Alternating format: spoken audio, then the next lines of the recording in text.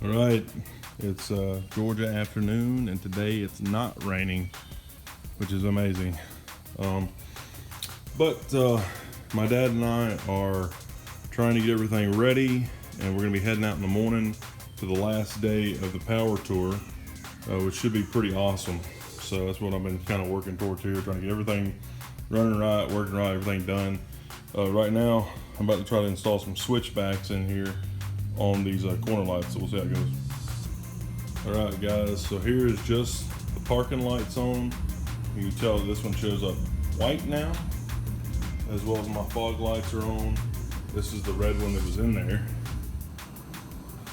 All right, this is with the light back in place. You can see the amber there and the amber in the turn signal. You actually see the turn signal better than you can in the camera here, in the fog light there, but that's the amber light. Now if I flip off the blinker, and it turns back on. There you go, now it's a driving light, which is really kind of cool.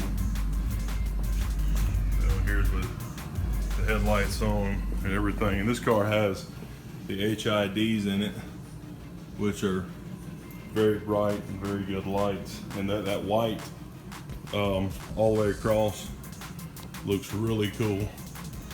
So I like it a lot better than the red light over here.